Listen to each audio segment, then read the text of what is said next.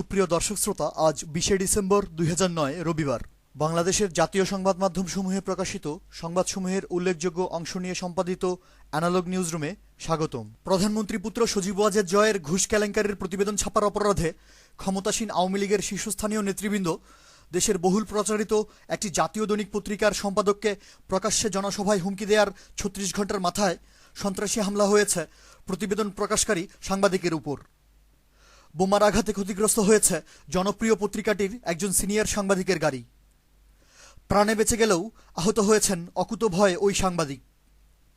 রাজধানীর বনানীতে জনবহুল কাকুলিয়া এলাকায় একটি জাতীয় দৈনিকের একজন সিনিয়র সাংবাদিকের উপর সন্ত্রাসী হামলার পরেও আইন শৃঙ্খলা রক্ষাকারী বাহিনীর রহস্যজনক নীরবতায় সংবাদ করেছে যুগান্তর, সমকাল, প্রথম আলো, আমার দেশ, নয়াদিগন্ত, যায় দিন, আমাদের সময় এবং মানবজমিন। জেলা শহর বগুড়ায় ক্ষমতাসীনদের ছাত্র সংগঠন আওয়ামী ছাত্রলীগের সহিংসতায় এবার অনির্দিষ্টকালের জন্য বন্ধ হয়ে গেল সরকারি আজিজুল হক কলেজ। গোলাগুলি ও বোমাবাজির আওয়াজে রণক্ষেত্রে পরিণত হয়েছে শিক্ষা প্রতিষ্ঠানটি। ছাত্রলীগ ক্যাডাররা প্রতিপক্ষ একটি ছাত্র সংগঠনের নেতাকর্মীদের উপর হামলা করে আহত করেছে কমপক্ষে 30 জনকে। সৃষ্ট উত্তেজনাকর পরিস্থিতিতে অনেকটা বাধ্য হয়েই শিক্ষা প্রতিষ্ঠানটি বন্ধ ঘোষণা করার খবর এসেছে bdnews24.com, সমকাল, যুগান্তর, আমাদের সময় এবং প্রথম আলোতে। দেশে চরম হুমকির মুখে পড়েছে সংবাদপত্র এবং গণমাধ্যমের স্বাধীনতা। মহাজোট সরকারের সমালোচনা অথবা সরকারদলীয় নেতাকর্মীদের অপকর্মের তথ্য প্রকাশ করলেই ক্ষমতাসীন ক্যাডারদের রোষানলের শিকার হতে হচ্ছে সংবাদকর্মীদের।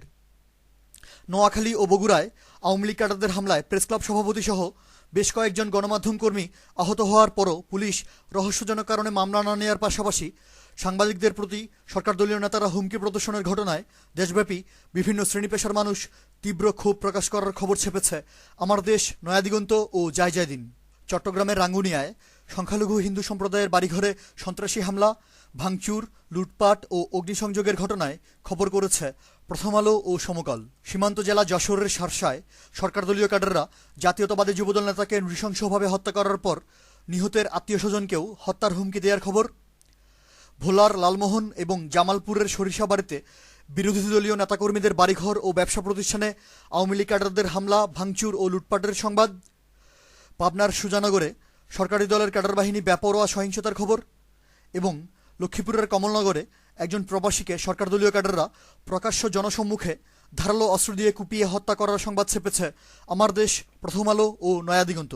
দিনাজপুর টেক্সটাইল ইনস্টিটিউটের ছাত্রলীগ ক্যাডাররা প্রতিপক্ষ গ্রুপের একজন নেতার পায়ের রগ কেটে দেওয়ার ছবিসহ খবর এবং বুয়েটে ছাত্রলীগের 2 গ্রুপের হামলাপাল্টা হামলায় 10 জন আহত হওয়ার সংবাদ ছেপেছে সমকাল ও যায় দিন। সরকার দলীয় এমপির লোকজন নাটোরের সিংড়ায় পল্লী বিদ্যুৎ সমিতির নির্বাচনী ব্যালট বাক্স ছিনতাই করার খবর। আওয়ামী যুবলীগের একজন নেতা ময়মনসিংহের ঈশ্বরগঞ্জে সাধারণ ব্যবসায়ীর 10 লক্ষ টাকার মালামাল লুটপাট করার সংবাদ এবং ফেনীর পরশুরামে ক্ষমতাসীন দলের লোকজন সরকারি বালুমহাল অবৈধভাবে দখল করে নেওয়ার খবর ছেপেছে যায় দিন, সমকাল ও প্রথম আলো। প্রতিদিনই সংবাদ মাধ্যমগুলো খবর করছে দেশের হাটবাজারে নিত্য প্রয়োজনীয় দ্রব্যমূল্যের ঊর্ধ্বগতিতে।